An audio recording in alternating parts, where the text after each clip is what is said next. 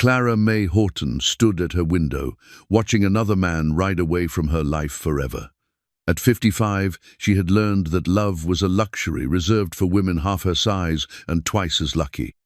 The people of Dead Horse Gulch had always made it clear that Clara took up too much space in their small town.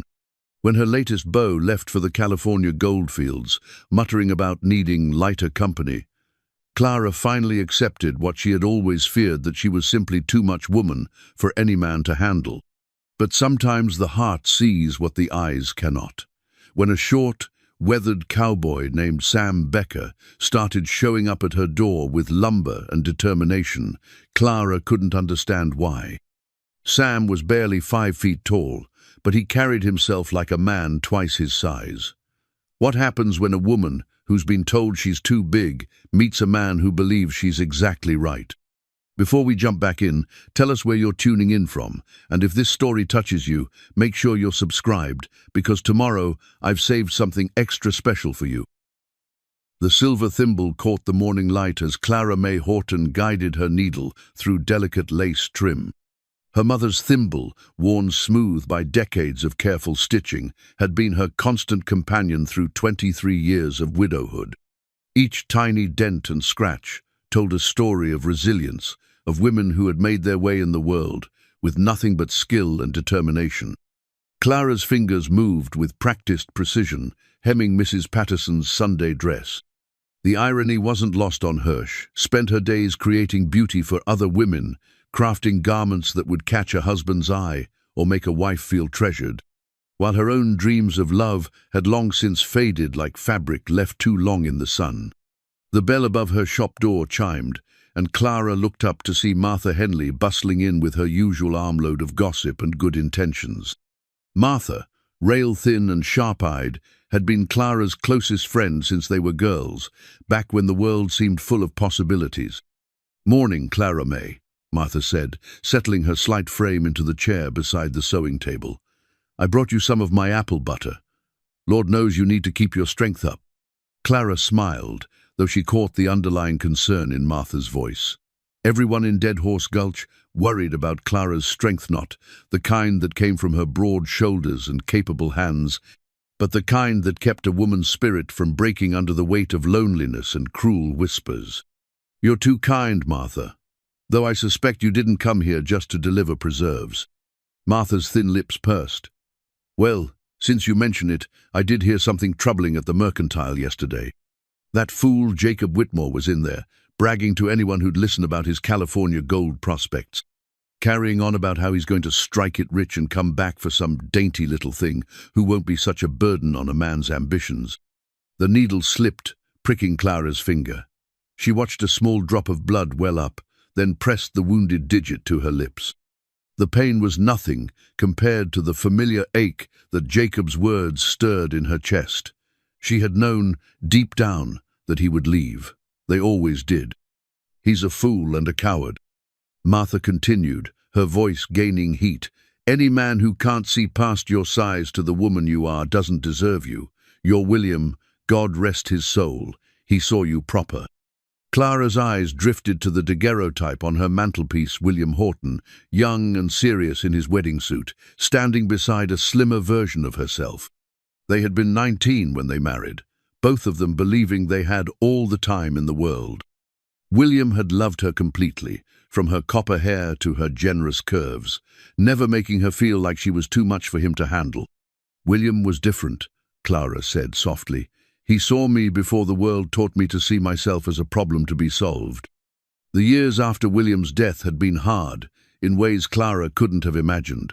The grief had been expected, the crushing weight of loss, the empty bed, the silence where laughter used to live.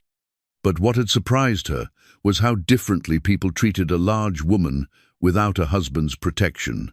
The whispers had grown bolder, the looks more judgmental. Men who had once tipped their hats now barely acknowledged her presence. "You're still that same woman," Martha insisted. "Just because some men are too small-minded to see it doesn't change who you are." Clara resumed her stitching, each stitch a meditation on the patterns of her life. She had learned to find peace in the rhythm of her work, in the transformation of raw fabric into something beautiful and useful. Her shop occupied the ground floor of a narrow building on Main Street, with her living quarters tucked above like an afterthought. The space was cramped, barely large enough for her bed, a small table, and the chest that held her few personal treasures.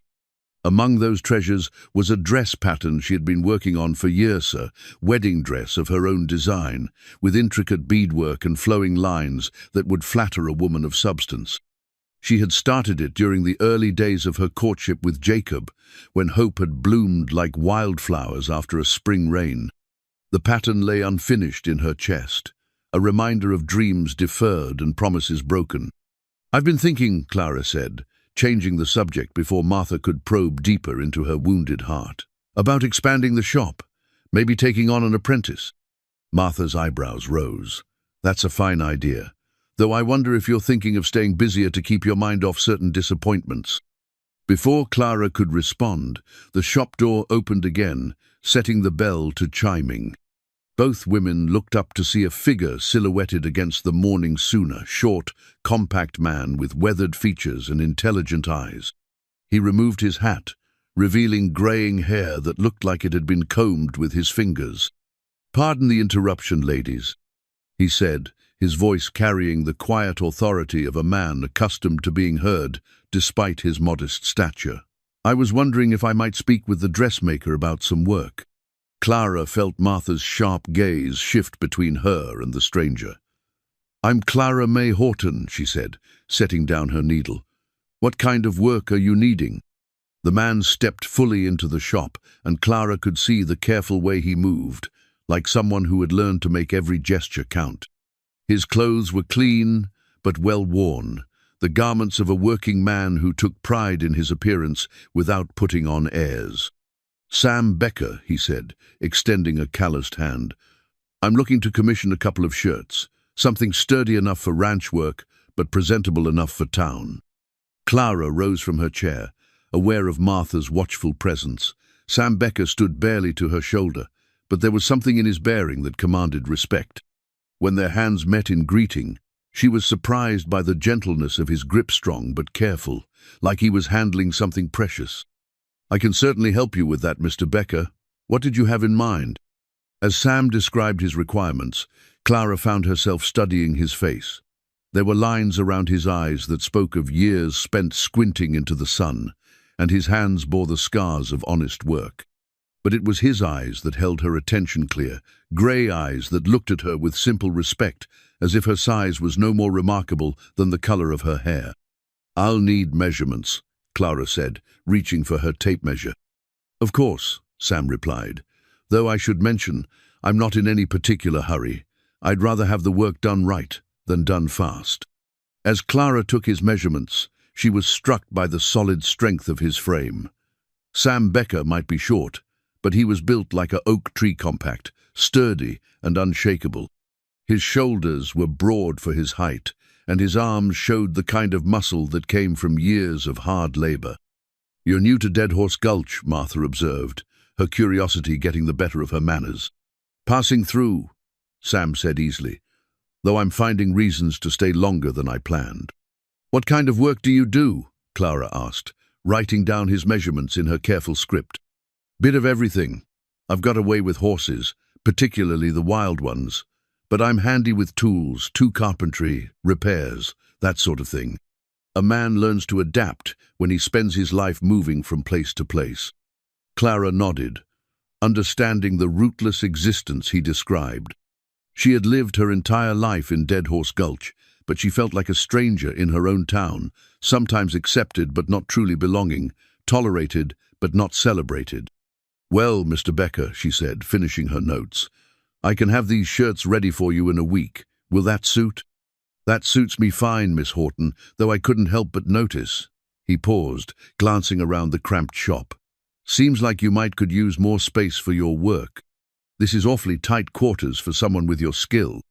Clara felt heat rise in her cheeks. "It serves well enough." "I'm sure it does," Sam said quickly. "I just meant that good craftsmanship deserves proper working conditions. A woman with your abilities ought to have room to spread out, take on bigger projects." Martha cleared her throat meaningfully. Well, Clara May has been considering some changes to the shop, haven't you, dear? Clara shot her friend a warning look. I'll have your shirts ready next Thursday, Mr. Becker. I'm grateful, Sam said, settling his hat back on his head. And please call me Sam. I'm not much for formalities. After he left, Martha practically vibrated with excitement. Did you see the way he looked at you? Not like you were taking up too much space, but like you were exactly right where you were. Clara busied herself with organizing her thread spools. Don't read too much into common courtesy, Martha. He's just a customer. Martha said, unconvinced. Well, this customer seemed mighty interested in your working conditions. That's not the usual concern of someone just passing through. Clara's hands stilled on her work. She had noticed it too, the way Sam's eyes had taken in her surroundings, with the assessment of someone who cared about her comfort. It had been so long since anyone had expressed concern for her welfare that she hardly knew how to interpret it. He's probably just being polite, she said, though her voice lacked conviction. Clara May Horton, Martha said firmly. You've got to stop assuming every kindness is charity and every compliment is pity. Some folks are just decent, and some men are smart enough to see quality when it's standing right in front of them. As evening approached and Martha finally took her leave, Clara found herself alone with her thoughts and the lingering scent of cedar and leather that had accompanied Sam Becker. She climbed the narrow stairs to her living quarters, her daily routine feeling somehow different in the wake of their encounter. Her rooms were sparse but comfortable, furnished with pieces William had built during their brief marriage. The bed was too small for her frame, leaving her feet hanging over the edge, and the single window offered a view of the alley behind the building. It was a life measured in small compromises and quiet adaptations. Clara prepared a simple supper of bread and soup, eating alone at the small table that served as both dining surface and desk. The silence that had once felt peaceful now seemed hollow, filled with the echoes of Sam Becker's respectful voice and the memory of eyes that had seen her as worthy of consideration. She thought about the wedding dress pattern hidden in her chest, about the dreams it represented and the hope it embodied. For years, she had told herself that such dreams were foolish indulgences, that a woman of her age and size had no business expecting romance to bloom in her life. But something about Sam's presence had stirred those dormant hopes, like seeds waiting for the right conditions to grow. As she prepared for bed, Clara caught sight of herself in the small mirror above her washstand. She saw what others saw a woman past her prime, too large for conventional beauty, too set in her ways for adventure. But for a moment, she tried to see herself through Sam Becker's eyes, to imagine what he might have seen that made him speak of her abilities with such respect. The woman in the mirror remained unchanged, but Clara's perception shifted slightly. Perhaps Martha was right. Perhaps she had grown too accustomed to seeing herself through the lens of others' limitations rather than her own possibilities. Tomorrow would bring its usual routines, the careful stitching, the quiet customers, the measured steps of a life lived in the margins. But tonight, for the first time in months, Clara May Horton fell asleep with something that felt dangerously close to hope, warming her heart like a banked fire, ready to burst into flame at the slightest encouragement. The carpenter's square lay heavy in Sam Becker's weathered hands as he studied the angles of Clara's shop with the practiced eye of a man who understood the language of wood and stone. The tool had belonged to his father, passed down along with the knowledge that honest work required precise measurements and patient attention to detail. Every project began with understanding what already existed before imagining what could be built. 3 days had passed since his first visit to Clara's shop, and Sam found himself returning with purposes that extended far beyond the simple commission of 2 work shirts. He had spent those days observing the rhythm of Dead Horse Gulch, listening to conversations in the saloon and the mercantile, learning the subtle dynamics that governed this small community. What he discovered had both impressed and troubled him. Clara May Horton was respected for her skill, but pitied for her circumstances. The townspeople spoke of her with the careful kindness reserved for those they considered unfortunate tone that suggested sympathy without genuine understanding. They saw her size as a burden she carried, rather than simply part of who she was, and their well-meaning concern felt more like condescension than compassion. Sam understood something about being underestimated. At 5 feet and 4 inches, he had spent his life proving that strength came in many forms, that a man's worth wasn't measured by how much space he occupied, but by what he accomplished with the space he had. He had learned to read people quickly, to distinguish between those who judged by appearances and those who looked deeper. When he pushed through the door of Clara's shop that Tuesday morning, the bell's cheerful chime announced his arrival to a scene of focused concentration. Clara sat at her sewing table, bent over intricate beadwork, her needle moving with the precision of a surgeon. The morning light caught the copper threads in her hair, and Sam noticed how her complete absorption in her craft transformed her features, lending them a quiet beauty that had nothing to do with conventional standards. "Good morning, Miss Horton," he said, removing his hat. "I hope I'm not interrupting important work." Clara looked up, and Sam was pleased to see that her initial startle gave way to what might have been pleasure.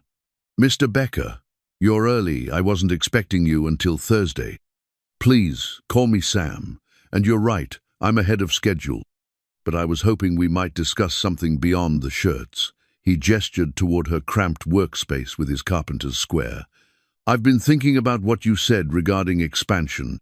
"I didn't say anything about expansion," Clara replied carefully, though her eyes were curious rather than defensive.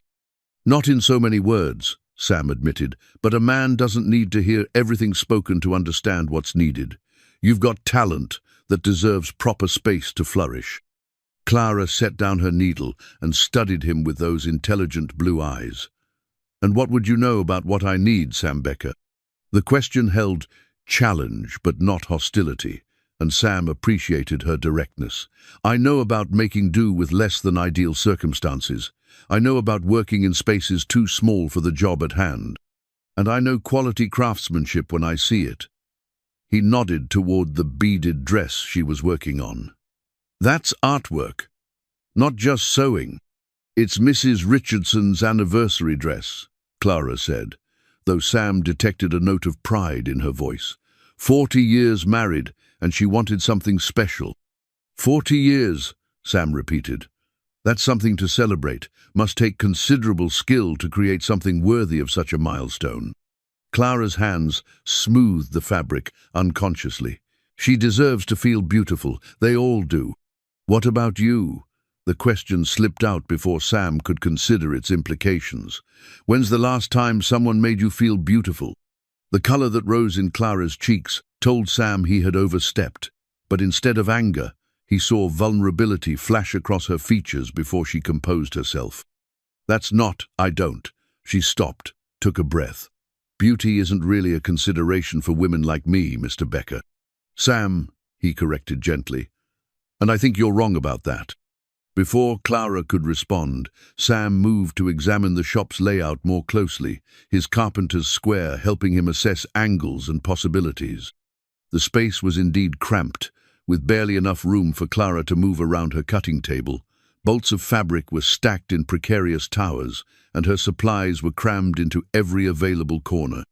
"You need at least twice this much space," he said, running his hand along the back wall.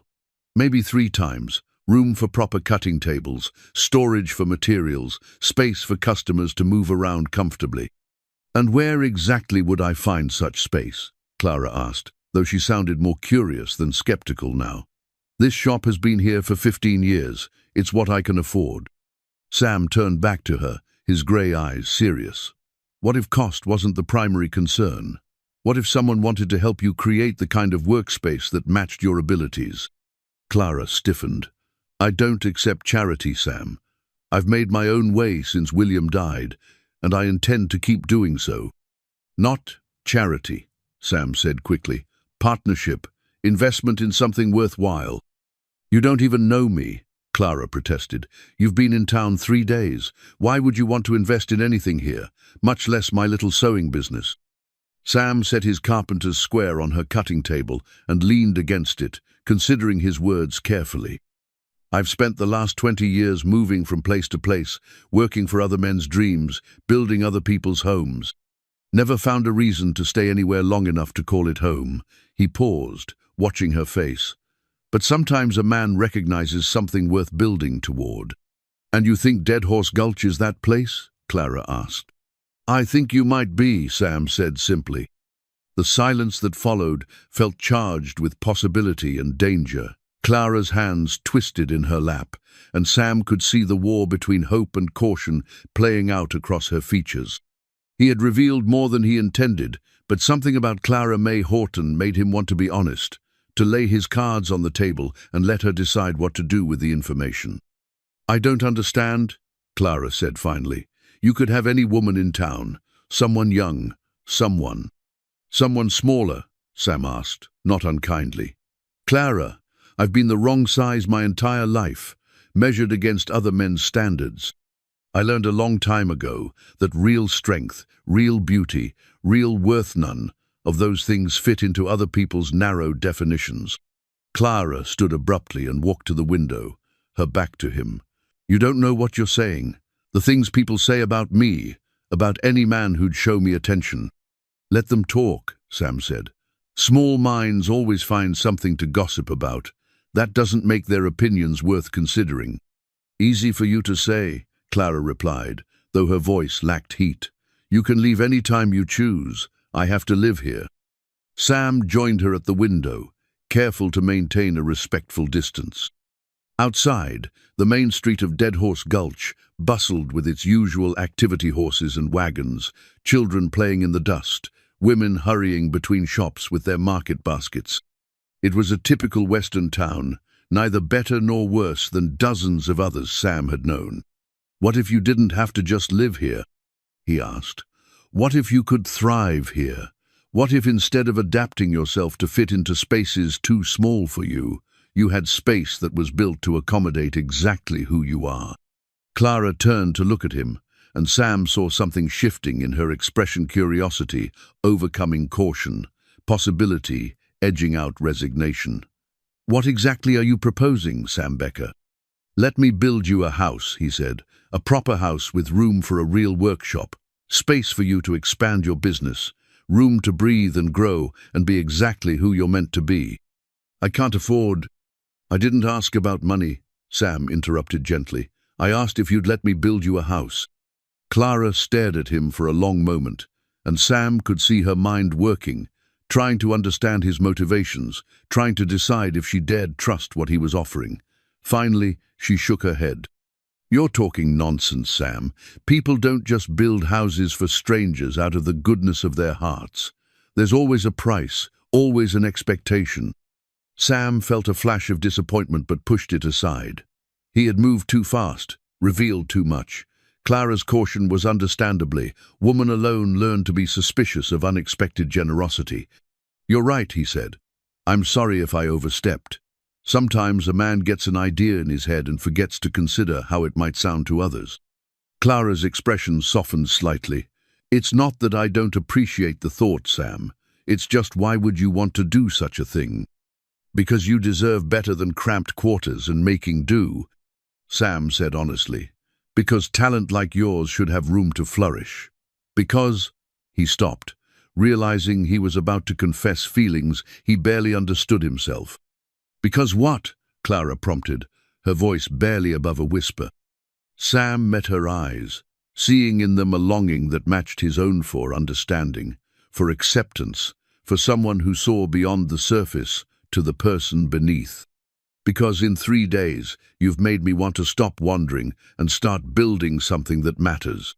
The admission hung between them like a bridge. Neither was quite ready to cross.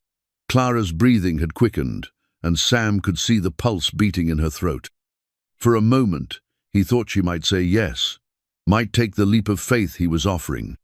Instead, she stepped back, wrapping her arms around herself protectively. I need time to think, she said. This is all happening too fast. Sam nodded, understanding flooding through him. Of course. Take all the time you need. I'll still be here when you're ready to decide. "What if I decide no?" Clara asked. "Then I'll respect your decision," Sam replied. "But I hope you'll consider what you really want, not just what you think is safe or appropriate or expected." He retrieved his carpenter's square from the cutting table, the familiar weight of it grounding him. "I'll come back Thursday for those shirts, if that's still acceptable." Clara nodded, and Sam could see the confusion and conflicted emotions swirling in her eyes. "Thursday will be fine." As Sam reached the door, Clara called his name. He turned back to find her watching him with an expression he couldn't quite read. "Why?" she asked simply. Sam considered the question, knowing that his answer might determine everything that came after. "Because sometimes you meet someone who makes you remember what it feels like to want something more than just getting by. You make me remember what it feels like to hope." With that, he touched his hat brim and stepped out into the bright morning, leaving Clara alone with his words and the carpenter's square's precise promise that some things, when measured carefully and built with patience, could stand strong against any storm. The wooden recipe box sat open on Clara's small kitchen table, its contents spilling memories across the scarred surface like scattered photographs. Each card bore her mother's careful handwriting instructions for apple butter, directions for Sunday pot roast, the secret to perfect biscuits that had been passed down through 3 generations of women who had learned to make much from little. Clara fingered the edges of the well-worn cards as she waited for her morning coffee to brew.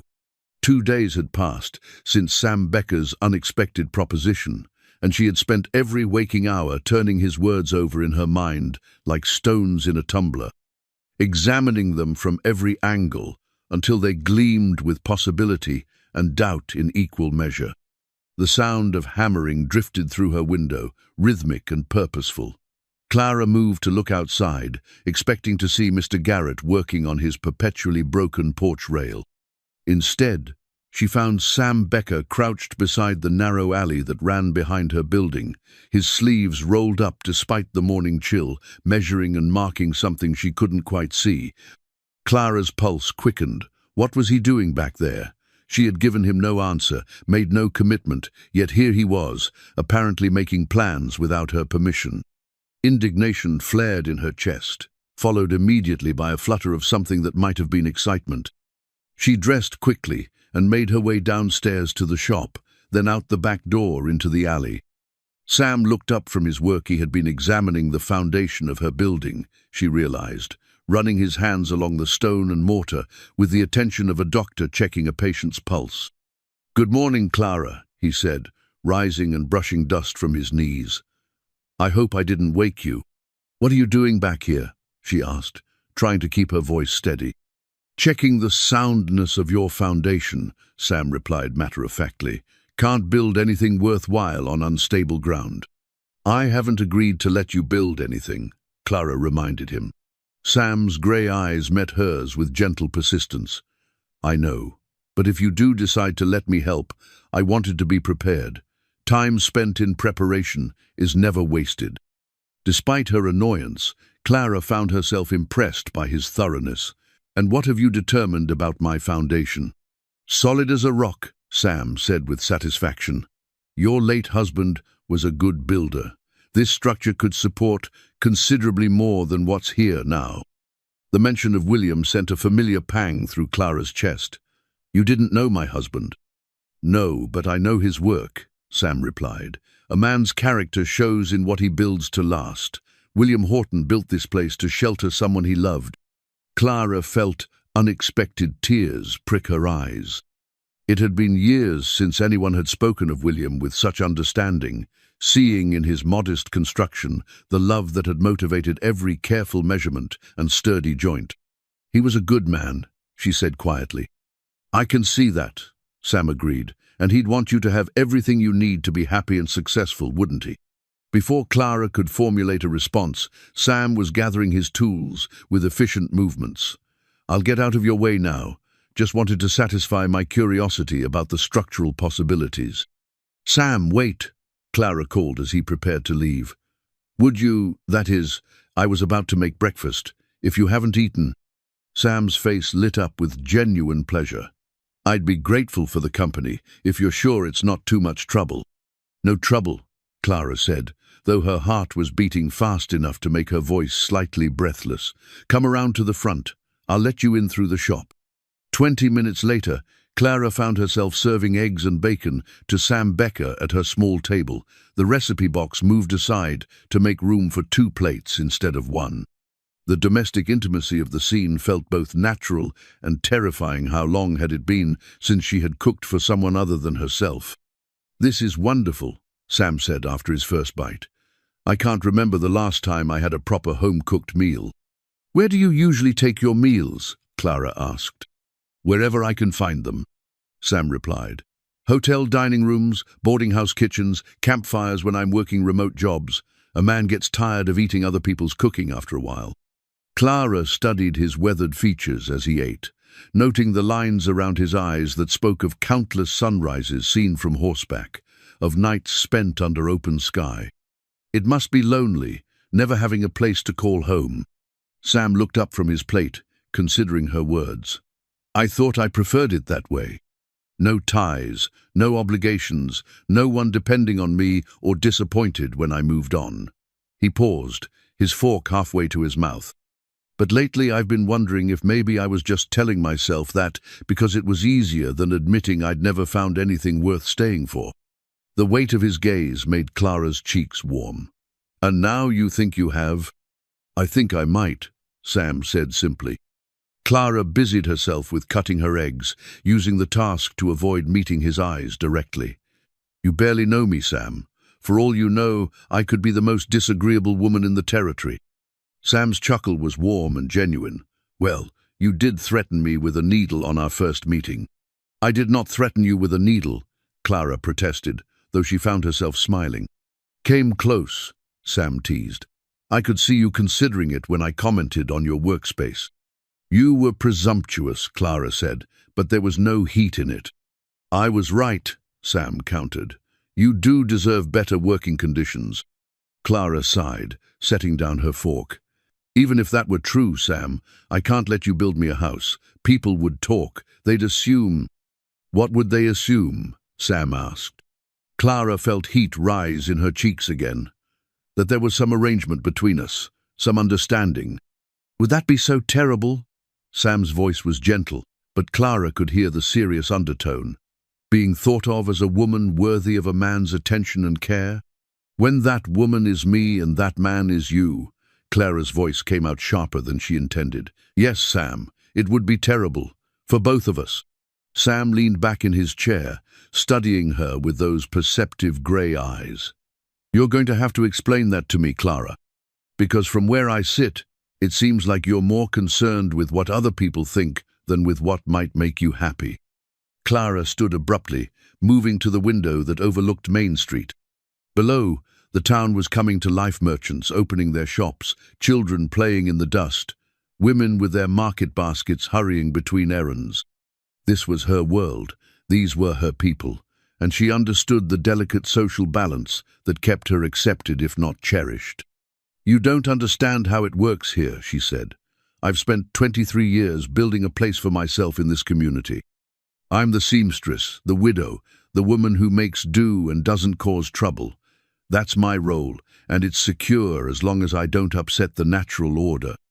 Sam joined her at the window, standing close enough that she could smell the cedar and leather scent that seemed to cling to his clothes. And what happens if you do upset this natural order? I become the woman who got above herself, Clara said quietly. The woman who forgot her place and paid the price for it. Or, Sam said, you become the woman who decided she deserved more than just making do. Clara turned to face him, seeing in his expression a combination of understanding and determination that made her heart race. It's not that simple, Sam. Maybe it is, he replied. Maybe we make things complicated because we're afraid of what simple might look like. Before Clara could respond, the sound of the shop bell interrupted them. Clara sighed, recognizing the imperious tone of the chimes that announced Mrs. Patterson's arrival. I have to go, she said. Mrs. Patterson doesn't like to be kept waiting. Sam nodded, though he made no move to leave. What if I stayed to finish cleaning up? Save you the trouble when you're done with your customer." Clara hesitated. Having Sam in her living quarters, handling her dishes, moving through her private space, it felt intimate in a way that made her nervous, but it also felt right, like he belonged there. "All right," she said finally, "but please don't feel obligated." "Clara," Sam interrupted gently, "let me help. Not because I feel obligated, but because I want to." Downstairs, Mrs. Patterson proved to be in particularly demanding form, requiring 3 fittings for a dress that should have needed only 1. By the time Clara finally saw her out, nearly an hour had passed. She climbed the stairs to her quarters expecting to find Sam long gone, but instead discovered her kitchen spotless, her dishes washed and dried, and a small bouquet of wildflowers arranged in a mason jar on her table. A note beside the flowers read simply, "Thank you for breakfast. The coffee was perfect. S." Clara picked up the jar, bringing the flowers to her nose. They were simple prairie blooms, black-eyed Susans, and wild asters, but they brought color and life to her modest kitchen in a way that made the space feel transformed. When was the last time someone had brought her flowers? When was the last time someone had noticed what she needed before she asked for it? She thought about Sam's words, about the difference between making do and deserving more.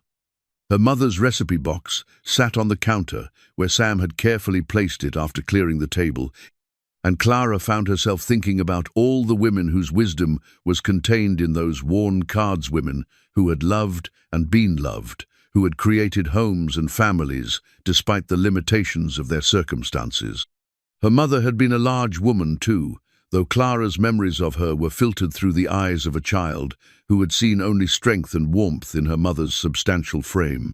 It wasn't until Clara was older that she understood how her mother's size had limited her opportunities, how she had learned to make herself smaller in social situations, to defer and apologize and take up as little space as possible despite her physical presence.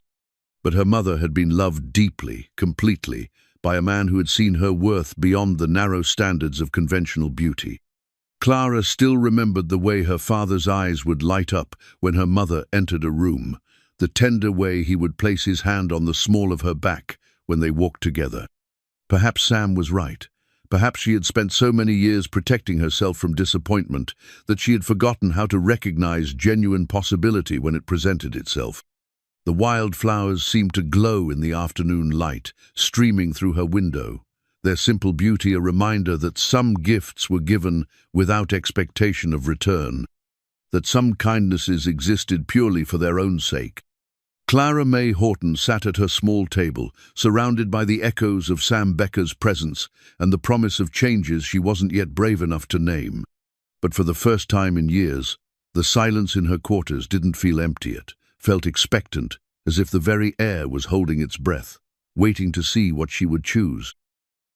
Sam's worn leather gloves lay folded carefully on Clara's counter, forgotten in his haste to leave after their conversation had taken an unexpected turn. The gloves were supple with age and use, bearing the stains and scars of honest work patches where barbed wire had torn the leather, calloused spots where hammer handles had worn smooth grooves, the distinctive marks of a man who shaped the world with his hands. Clara picked them up, running her fingers over the soft leather. They were warm still, holding the heat of Sam's hands, and she found herself wondering about all the work these gloves had witnessed, all the projects they had helped complete. There was something deeply personal about holding them, like glimpsing into the private history of a man she was only beginning to understand. Thursday arrived with the promise of Sam's return for his shirts, and Clara found herself changing clothes twice before settling on her blue cotton dress, the one William had always said brought out her eyes. She told herself it was simply a matter of looking professional for a customer, but the flutter in her stomach suggested deeper motivations. Sam arrived precisely at 10 o'clock, his punctuality speaking to the kind of reliability Clara had learned not to expect from most men. He stepped through her door with his hat in his hand, and that careful way of moving that she was beginning to recognize as distinctly his. "Good morning, Clara," he said, his grey eyes finding hers immediately. "I hope I'm not too early." "Your timing is perfect," Clara replied, retrieving the carefully wrapped shirts from behind her counter. "I think you'll be pleased with how they turned out." Sam accepted the package with the reverence of a man who understood the value of skilled craftsmanship. He unfolded the first shirt, blue chambray with pearl buttons and reinforced seam sand. Clara watched his face transform with genuine appreciation. "This is beautiful work," he said, examining the precise stitching and thoughtful details. "Far better than I expected." "I took the liberty of adding French seams," Clara explained, pleased by his reaction. "They'll hold up better to hard wear and washing." "You didn't charge me for French seams," Sam observed. "Consider it my professional pride," Clara said. "I don't like to put my name on anything that isn't my best work." Sam's smile was warm and admiring. "I can see that. This is the kind of quality that builds a reputation." As he examined the second shirt, Clara found herself studying his profile, noting the concentrated way he assessed her work. His appreciation wasn't merely polite, it was the genuine recognition of one craftsperson for another's skill. "Speaking of reputations," Sam said, carefully refolding the shirts, "I've been thinking about our conversation the other day, about the house." Clara's stomach tightened. "Sam, hear me out," he said gently. "I know you have concerns about what people might think, about the propriety of accepting such help, so I have a proposition that might address those worries." Despite her reservations, Clara found herself curious. What kind of proposition? Sam reached into his vest pocket and withdrew a small leather pouch. From it, he produced a handful of gold coins, more money than Clara had seen in one place in years. "This is payment for your services," he said, placing the coins on her counter. "Not just for the shirts, but for a much larger commission." Clara stared at the gold, her mind racing. "What kind of commission?" "I want you to design and outfit a house," Sam said. "Everything from curtains to cushions, linens to lampshades, a complete home for someone who appreciates quality and craftsmanship." "Whose house?" Clara asked, though she suspected she already knew the answer. "Mine," Sam said simply. "Or rather, ours, if you'll consider sharing it with me." Clara's breath caught. "Sam, you can't be serious." "I've never been more serious about anything in my life," he replied. "I'm asking you to marry me, Clara May Horton, to be my wife and my partner in building something lasting and good." The words hit Clara like a physical blow. Marriage, the possibility, she had long since relegated to the realm of impossible dreams. She gripped the edge of her counter to steady herself. "You barely know me," she whispered. "I know enough," Sam said firmly. "I know you're skilled and intelligent and kind. I know you see the best in people and work harder than anyone has a right to expect. I know you make the world more beautiful just by being in it." "Sam, please." "I know you've been hurt," he continued, his voice gentle but determined. "I know people have made you feel like you're too much, like you don't fit into their narrow ideas of what a woman should be. But Clara, you're not too much for me. You're exactly enough." Tears stung Clara's eyes. "You don't understand what you're asking. The gossip, the judgment." "Let them judge," Sam said. "I'm not proposing to the town of Dead Horse Gulch. I'm proposing to you." Clara turned away from him, unable to bear the hope and certainty in his expression. "This is happening too fast. I need time to think." "How much time?" Sam asked. "Because I've got to tell you, Clara. Every day I spend in this town without you saying yes is another day I have to listen to that fool, Jacob Whitmore, bragging about how he's going to come back rich and win you away, from any poor excuse for a man who might have caught your fancy." Clara spun back to face him, shocked. "Jacob said that?" "Among other things," Sam replied grimly. "He seems to think you're his property, just waiting for him to decide you're worth claiming." Anger flared hot in Clara's chest. "He has no right." "No, he doesn't," Sam agreed. "But he's not going to stop talking until someone gives him a reason to. I'd like to be that reason, if you'll have me." Clara stared at him, seeing in his face not just proposal but protection, not just affection but respect. Sam Becker wasn't offering to rescue her, he was offering to stand beside her, to face whatever came together. "I'm scared," she admitted. So am I, Sam said. Terrified, if you want the truth. But I'm more scared of walking away and spending the rest of my life wondering what might have been. Clara looked down at the gold coins on her counter, then at the leather gloves that spoke of honest work and gentle strength. If I said yes and, I'm not saying I am, but if I did, what would you expect from me? Partnership, Sam said without hesitation. Someone to build a life with, to share the good times and weather the hard ones. Someone who sees me as I am and chooses to stay anyway. And the house? Would be ours, Sam said. Built to accommodate both of us exactly as we are. Room for your work, space for mine. A place where we fit together perfectly. Clara's heart was racing so fast she felt dizzy. Everything in her life had taught her to be cautious, to protect herself from disappointment, to expect less rather than hope for more. But Sam's steady presence and unwavering certainty were making her want to believe that perhaps, just perhaps, she deserved the happiness he was offering. I need time, she said finally. Not forever, but how long? Sam asked. A week, Clara said. Give me a week to consider. Sam nodded, though she could see the effort it cost him to accept the delay. A week, but Clara. He reached out and took her hands in his calloused palms warm and sure. Don't let fear make the decision for you. Let your heart have a voice too. He released her hands and picked up his gloves from the counter, pulling them on with practiced efficiency. I'll be back next Thursday for your answer. And Clara, whatever you decide, I want you to know that these past few days, getting to know you, they've been the best I can remember. After he left, Clara sank into her chair, staring at the gold coins that represented so much more than payment for services. They represented possibility, choice, the chance to build a life bigger than the one she had carefully constructed around her fears and limitations. She thought about Sam's words, about partnership and belonging, about being exactly enough for someone who mattered. The idea was so foreign, so contrary to everything she had learned about her place in the world, that it felt like trying on clothes made for someone else entirely. But perhaps that was exactly what she needed to stop, trying to fit into spaces too small for her spirit, and start imagining what it might feel like to take up exactly the amount of space she was meant to occupy.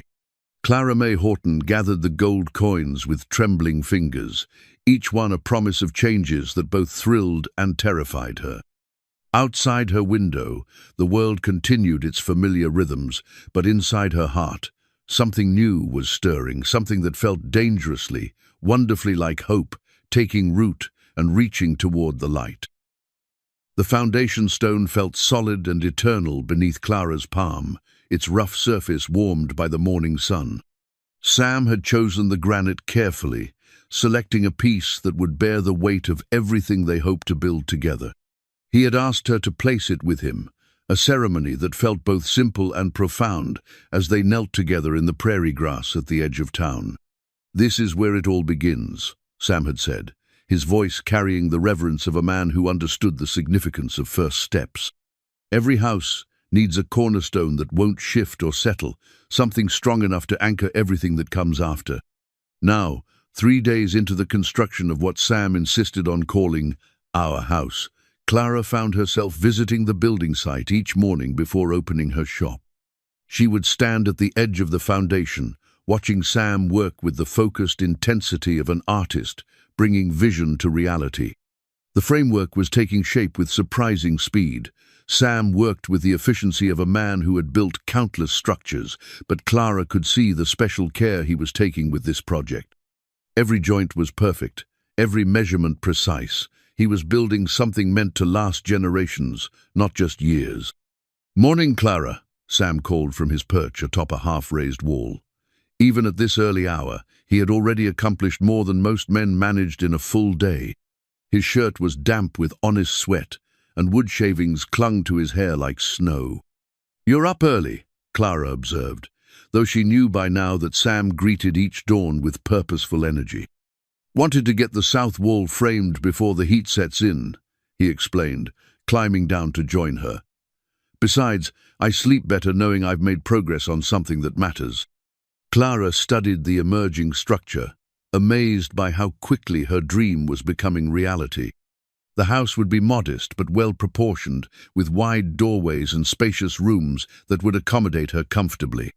Sam had designed it with her specific needs in mind: high ceilings to prevent her from feeling cramped, a large kitchen with plenty of counter space, and most importantly, a dedicated workroom with windows positioned to catch the best light for sewing.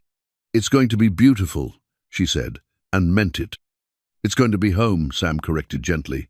"That's better than beautiful." The sound of approaching horses interrupted their quiet moment. Clara turned to see a familiar figure riding toward them, Jacob Whitmore, mounted on a flashy bay gelding and dressed in clothes that proclaimed his recent prosperity. Clara's stomach tightened with dread. Jacob reined in his horse with unnecessary drama, his eyes taking in the construction site with obvious displeasure. He had aged in the months since leaving for California, his face harder and his manner more arrogant than Clara remembered. "Well, well," Jacob said, his voice carrying across the morning air. "Looks like the little seamstress has found herself a pet builder." Sam straightened slowly, his carpenter's apron giving him the appearance of a working man facing down a dandy. "Morning, Whitmore. Heard you were back in town." "Temporarily," Jacob replied, dismounting with theatrical flair. "Just long enough to collect what's mine and head back to civilization." "And what exactly do you think is yours?" Sam asked, his voice deceptively calm. Jacob's smile was cold and possessive as his gaze settled on Clara. "I think that's between Clara May and myself. Don't you have some hammering to get back to?" Clara felt heat rise in her cheeks, not embarrassment, but anger. "Jacob Whitmore, you have no claim on me or anything else in this town. You made your feelings perfectly clear when you left." "I was young and foolish," Jacob said with practiced charm. "But California Gold has a way of helping a man see what really matters. I've come back to make amends, Clara May, to offer you the life you deserve." "She already has the life she deserves," Sam said quietly. "One she's building with her own hands and her own choices." Jacob laughed, the sound harsh and mocking. "Building what? A shack on the prairie with a man who barely reaches her shoulder? Clara May, you can't be serious about this arrangement."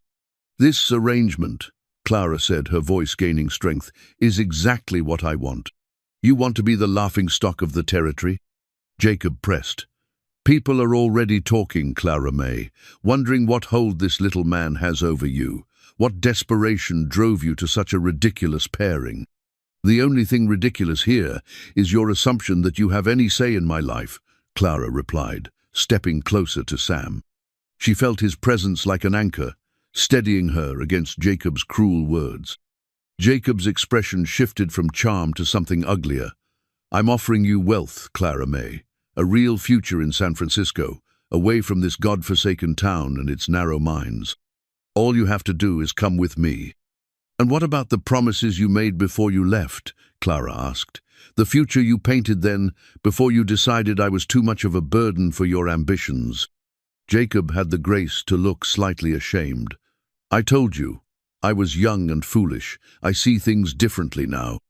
"Yes," Clara said. "Now you see me as a possession to be reclaimed, rather than a person to be abandoned. That's not an improvement, Jacob." "At least I can offer you respectability," Jacob shot back. "What can he offer? A lifetime of people snickering behind your back, wondering what the fat woman and the runt see in each other." The words hit like physical blows, designed to wound where Clara was most vulnerable. She felt Sam tense beside her, and for a moment she thought he might strike Jacob despite the difference in their sizes. Instead, Sam stepped forward with the quiet confidence Clara was learning to recognize as his greatest strength. "I can offer her love," he said simply, "the kind that sees her exactly as she is and wouldn't change a single thing. Can you say the same?" Jacob's face reddened. "Love doesn't pay bills or buy respect, little man. I can give Clara May things you'll never be able to afford." "You can give her things," Sam agreed. "But can you give her happiness? Can you give her partnership? Can you look at her every morning and feel grateful that she chose you?" "I can give her a life without embarrassment," Jacob replied. "No," Clara said, finding her voice at last. You can give me a life without authenticity. A life where I spend every day trying to earn something I should receive freely. She moved to stand beside Sam, close enough to feel the warmth radiating from his compact frame. Sam offers me something you never could, the chance to be exactly who I am, without apology. Jacob's expression grew ugly. You're making a mistake, Clara May. A mistake you'll regret when the novelty wears off and you're left with nothing but the mockery of your neighbors. The only mistake I ever made with you, Clara said quietly, was believing you when you said you cared about me. Jacob remounted his horse with jerky, angry movements. This isn't over, he said. When you come to your senses, I'll be at the hotel, but I won't wait forever. As he rode away, Clara felt the tension drain from her body, leaving her shaky but strangely exhilarated. She had stood up to Jacob, had defended her choices and her feelings with a strength she hadn't known she possessed. You all right? Sam asked, his hand finding hers. Better than all right, Clara said, surprised by how true it was. For the first time in my life, I feel like I said exactly what I meant to say. Sam's smile was proud and tender. You were magnificent, fierce as a wildcat defending her territory. Is that what I was doing? Clara asked. Defending my territory? Our territory, Sam corrected gently. And our future. Clara looked at the rising walls of their house, at the foundation stone that would anchor everything they built together, and felt something settle into place inside her chest. Jacob's words had been meant to wound, to make her doubt her worth and her choices. Instead, they had crystallized her understanding of what she truly wanted, not wealth or social status, but belonging, partnership, love, freely given and gratefully received. Sam, she said, turning to face him fully, I don't need a week to decide. I know my answer. His grey eyes searched her face, hope and uncertainty warring in his expression. Clara. Yes, she said simply. Yes to the house. Yes to the partnership. Yes to building something that matters. Yes to you. Sam's face transformed with joy, so pure it took Clara's breath away. He lifted her off her feet, spinning her around once before setting her down with careful gentleness. You won't regret it, he promised. I'll spend every day making sure you know you made the right choice. I already know, Clara said, her hands resting on his broad shoulders. I think I've known since the moment you first looked at me and saw exactly who I was meant to be. The foundation stone gleamed in the morning light, solid and sure beneath their feet, ready to support whatever they chose to build upon it. And for the first time in her adult life, Clara May Horton felt like she was standing on ground that would never shift beneath her, with a man who would never ask her to be anything less than exactly who she was. The quilt spread across Clara's cutting table like a patchwork constellation, each square carefully stitched with memories and hopes for the future. She had been working on it in the evenings, when the day's orders were complete and the house grew quiet around her. Each piece of fabric told a story, scraps from wedding dresses she had sewn for other brides, remnants of children's clothing that had been outgrown, pieces of her own past carefully preserved and transformed into something new. The center square was special, cut from the blue dress she had worn the day Sam proposed. Around it, she had arranged other significant pieces, fabric from her mother's apron, a scrap of William's favorite shirt that she had kept all these years, and new pieces that represented her future, with samstedy cotton in warm earth tones that would complement the wood of their rising house. That's going to be beautiful, Martha said, examining Clara's precise stitching. She had stopped by for her weekly visit, ostensibly to check on Clara's progress with the house, but really to satisfy her curiosity about how the engagement was progressing. I hope Sam will like it, Clara said, running her fingers over the intricate pattern she had designed. I wanted to make something that would be truly ours, not just mine or his. Any man who doesn't appreciate the work that's going into that quilt isn't worth having, Martha declared. Though from what I've seen of Sam Becker, I don't think you need to worry about his appreciation. Clara smiled, thinking of Sam's reaction to even her smallest efforts. He noticed everything the way she arranged, wildflowers in a mason jar, the care she took in preparing his meals, the thoughtfulness behind every detail of their shared life. His attention felt like sunlight after years of shadows. "He's a good man, Martha. Better than I deserve." "Nonsense," Martha said sharply. "You deserve every happiness, Clara May Horton. It's about time someone recognized that." The shop bell chimed, interrupting their conversation. Clara looked up to see Jacob Whitmore entering, his expensive clothes and arrogant bearing making him seem out of place in her modest shop. He had been appearing with increasing frequency over the past 2 weeks, always polite but persistent, always finding reasons to remind her of his presence in town. "Good afternoon, ladies," Jacob said, removing his hat with practiced charm. "Clara May, I was hoping we might have a word." Martha's expression soured. "I was just leaving," she said, gathering her shawl with pointed efficiency. "Clara May, I'll see you tomorrow." After Martha left, Jacob moved closer to Clara's work table, his eyes taking in the quilt with obvious displeasure. "Working on your trousseau?"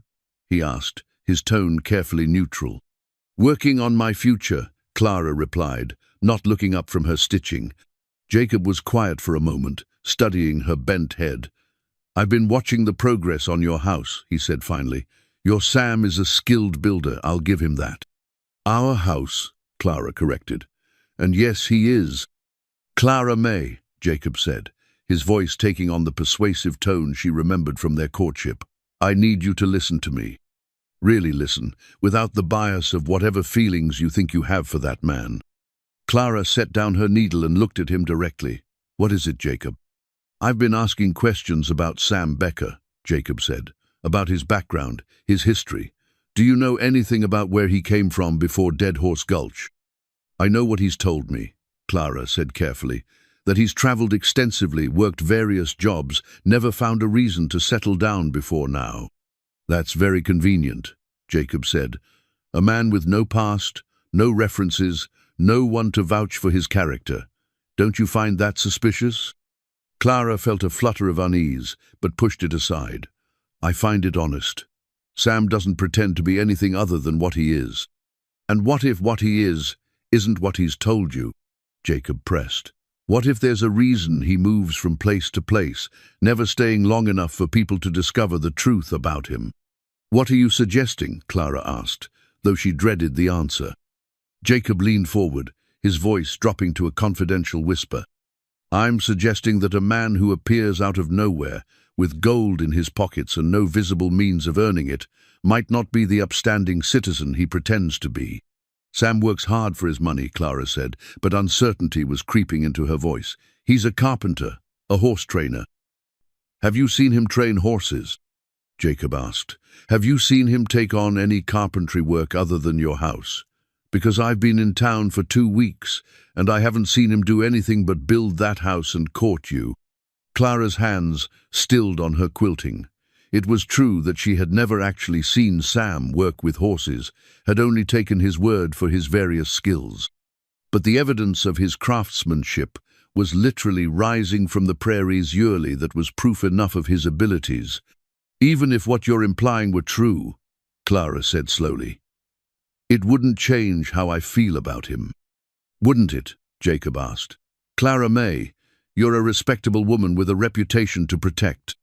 Can you really afford to tie yourself to a man whose past might include, well, activities that decent folk don't associate with?" "Stop," Clara said, standing abruptly. "Just stop. I won't listen to you poison my mind with suspicions and half-truths." "I'm trying to protect you," Jacob insisted, "from making a mistake that could ruin your life. The only mistake I made was ever believing you cared about my welfare." Clara shot back. "You're jealous, Jacob. Jealous that I found happiness without you, that I don't need your money or your version of respectability." Jacob's mask of concern slipped, revealing the anger beneath. "You think this is about jealousy? Clara May, look at yourself. Look at him. Do you really believe a man like that would want a woman like you if he didn't have ulterior motives?" The words hit Clara like physical blows, targeting every insecurity she had ever harbored about her worth. "Get out," she whispered. "Think about it," Jacob continued relentlessly. "What does Sam Becker really get from this arrangement? A woman past her prime, too large for most men's tastes, with a modest business and no social connections of value. Unless what? Clara found herself asking despite her better judgment. Unless he needs the respectability of a wife, Jacob said. The cover of a normal life to hide whatever brought him to Dead Horse Gulch in the first place.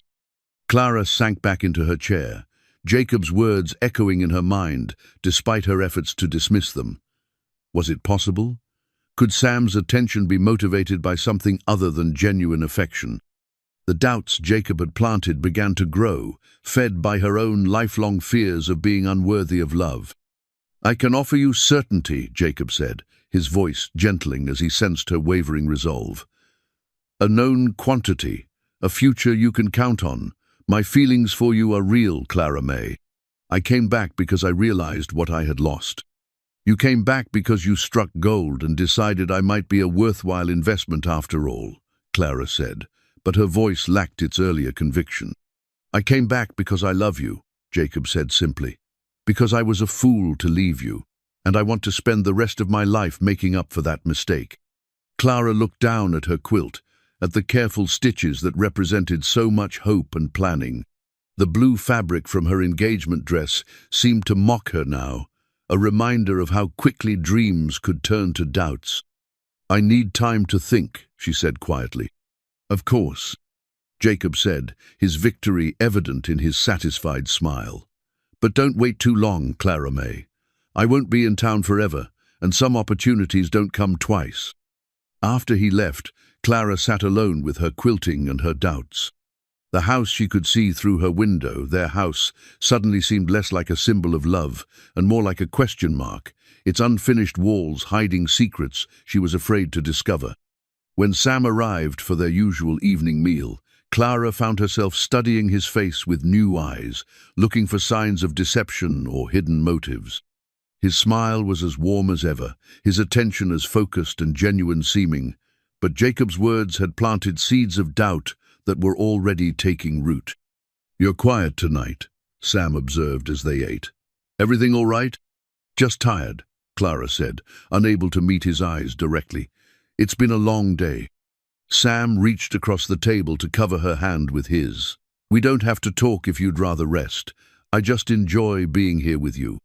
The simple statement, so like him in its lack of demand or expectation, only confused Clara more. Was this genuine contentment or careful performance? How could she tell the difference when her heart wanted so desperately to believe in the reality of his affection? "Sam," she began, then stopped, unsure how to voice her fears without sounding like she was accusing him of deception. "What is it?" he asked, his grey eyes full of concern. "Tell me about your past," Clara said finally. "About where you came from before Dead Horse Gulch, what brought you here." Something flickered across Sam's face of surprise, perhaps, or wariness. "There's not much to tell," he said carefully. "I've moved around a lot, worked different jobs, never found a place that felt like home until now." "But specifically," Clara pressed, "what kind of work? Where did you come from last? Do you have family anywhere?" Sam's hand withdrew from hers, and Clara felt the distance like a chill wind. "Clara, why are you asking these questions? Has someone said something to make you doubt? Jacob thinks you might not be who you claim to be." Clara said in a rush, "He says no one knows anything about your background, that it's suspicious how you appeared here with money and no visible means of earning it." Sam's expression hardened. "And you believe him?" "I don't know what to believe," Clara admitted. "I want to trust you, Sam, but you'd rather trust the man who abandoned you for goldfields than the man who's building you a house," Sam finished, his voice flat with disappointment. "That's not fair," Clara protested. "I just need to understand." "What you need to understand," Sam said, standing abruptly, "is that some questions are rooted in love and some are rooted in fear. Right now, Clara, you're letting fear make your choices." He moved toward the door, then paused. "When you decide whether you want to trust what we've built together or what Jacob Whitmore is whispering in your ear, you know where to find me." Alone again, Clara returned to her quilting with shaking hands. The careful stitches that had seemed so hopeful now felt like chains, binding her to choices she was no longer certain she understood. Outside her window, the house that was meant to shelter their love stood half-finished in the moonlight, its empty frames looking suddenly skeletal and uncertain, as fragile as the trust that had once seemed unshakable between them. The forged deed crackled between Jacob's fingers like a death sentence, its official-looking seals and elaborate script proclaiming ownership of everything Clara had built her life around. She stared at the document in disbelief, her world tilting on its axis as the words swam before her eyes. Property of Jacob Whitmore, by right of debt assumption and legal transfer. "This can't be real," Clara whispered, sinking into a chair as her legs refused to support her. "William never wouldn't have." "I'm afraid it's quite real," Jacob said, though his tone carried a note of false sympathy that made Clara's stomach turn. "Your late husband had considerable gambling debts, Clara May, more than you knew about, apparently. When he died, those debts became liens against this property." Clara's mind reeled. William had enjoyed the occasional card game, but serious gambling, debts large enough to risk their home? It seemed impossible, yet here was official documentation that suggested otherwise. "I don't understand," she said, her voice barely audible. "If there were debts, why wasn't I told? Why am I only hearing about this now?" Jacob settled into the chair across from her, arranging the papers with careful precision. The creditors were patient, willing to let a grieving widow keep her home as long as she could make the payments. But interest accumulates, Clara May. 23 years of compound interest on the original debt has grown into quite a substantial sum. "What sum?" Clara asked, though she dreaded the answer. $12,000, Jacob replied smoothly, plus administrative fees and legal costs, of course. The number hit Clara like a physical blow. $12,000 more money than she could earn in 10 lifetimes of sewing. "That's impossible. No one could owe that much." "I have all the documentation," Jacob said, producing another sheaf of papers from his leather satchel. Promissory notes signed by William, interest calculations verified by 3 different banks, legal opinions confirming the validity of the debt transfer. Clara accepted the papers with trembling hands, trying to make sense of the financial terminology and legal language. The numbers seemed to dance on the page, but one thing was horrifyingly clear. If these documents were authentic, she was about to lose everything. "Why are you showing me this?" she asked. "If you own my property, why not just—" "Because I'm not a heartless man," Jacob interrupted. "Despite what you might think of me, I don't want to see you homeless and destitute. I'm prepared to make you an offer." Clara looked up from the papers, seeing something predatory in Jacob's expression that made her skin crawl. "What kind of offer?" "Marry me," Jacob said simply. "Come with me to California as my wife, and I'll forgive the debt entirely. You'll never have to worry about money again, Clara May. We'll have a fine house in San Francisco, servants to handle the domestic work, a life of genuine comfort and respectability." "And if I refuse?" Clara asked, though she already knew the answer. "Then I'll have no choice but to exercise my legal rights as property owner," Jacob said with elaborate regret.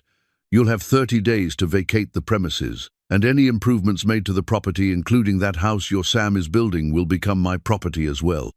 Clara felt the room spin around her. Not only would she lose her home and business, but Sam would lose all the work he had put into their house, all the materials he had purchased, all the dreams they had built together. The cruelty of it took her breath away.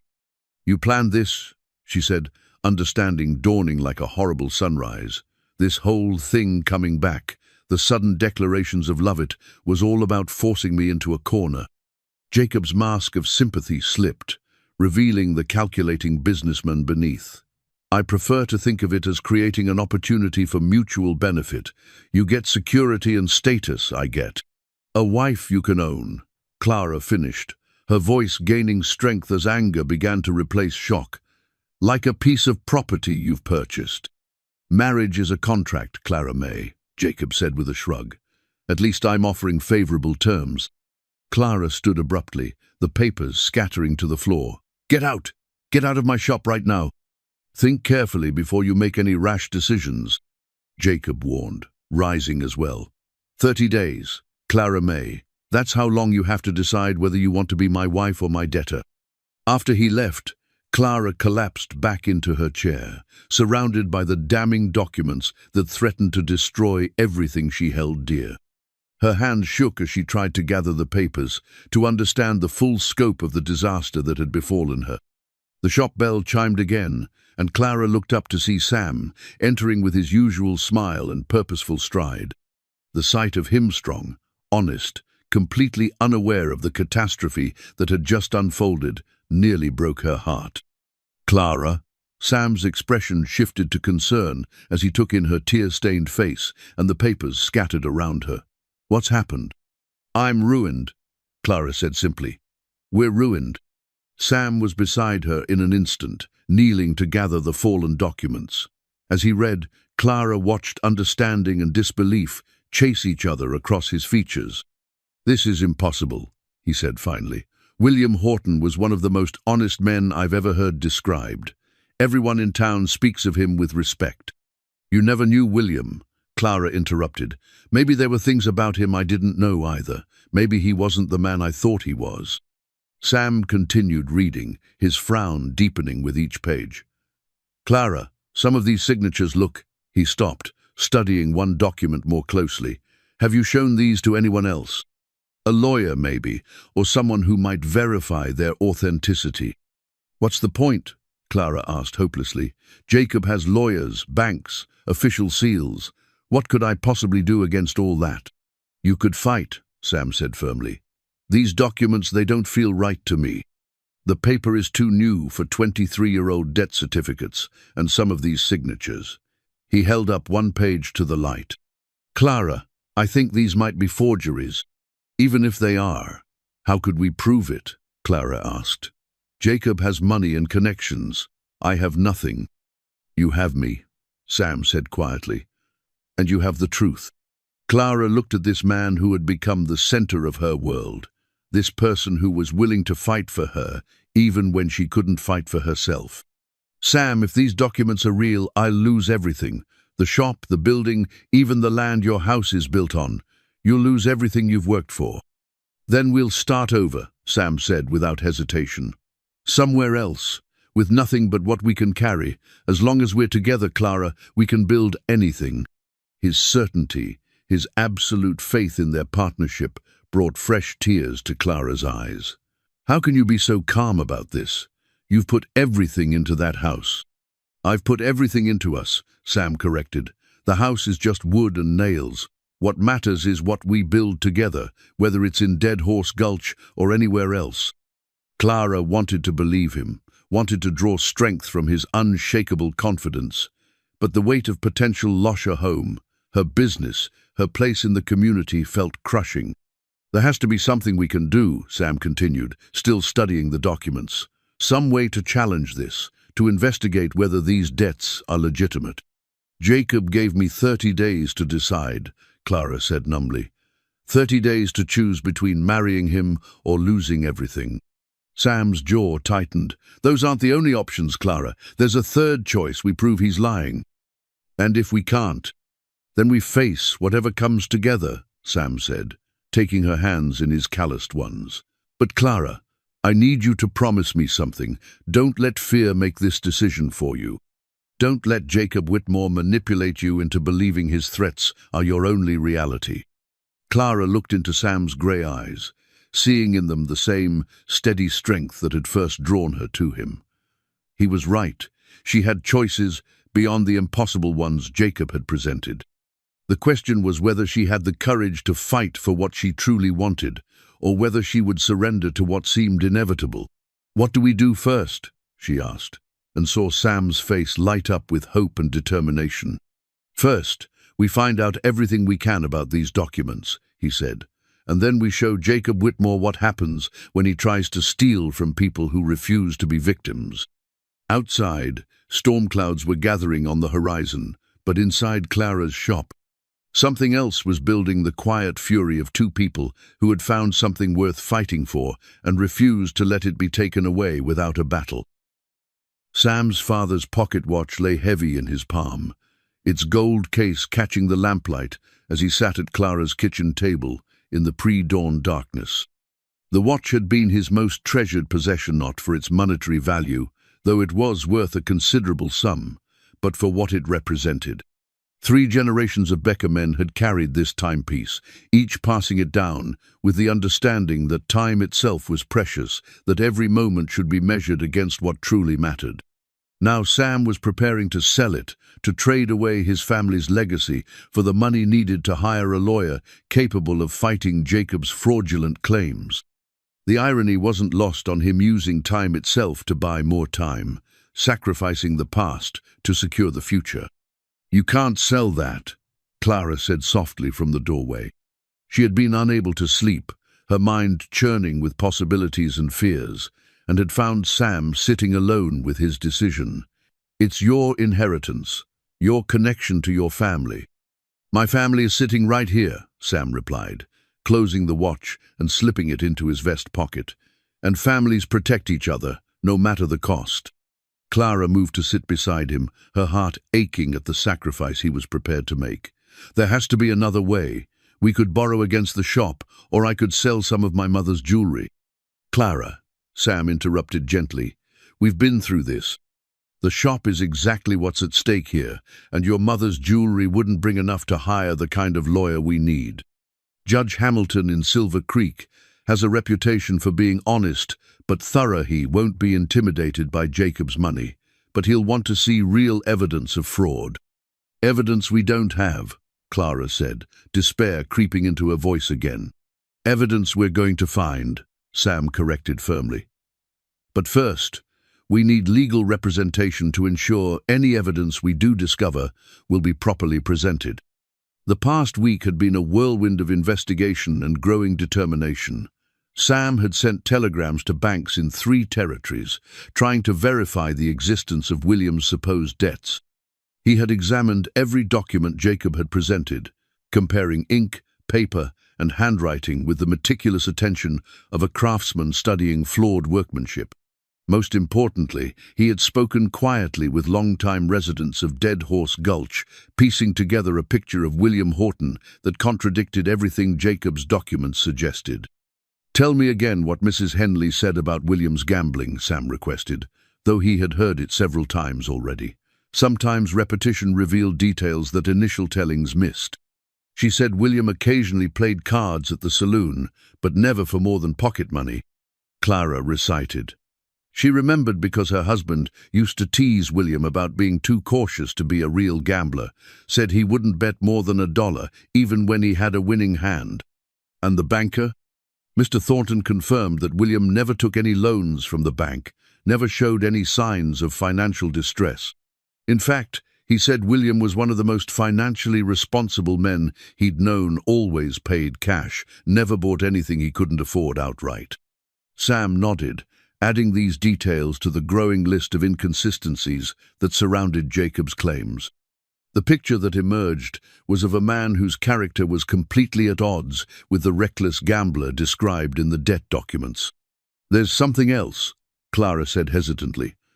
"Something I haven't told you yet." Sam looked up from his notes, seeing uncertainty in her expression. "What is it?" "Yesterday, when Jacob came by the shop, he said something that didn't make sense at the time.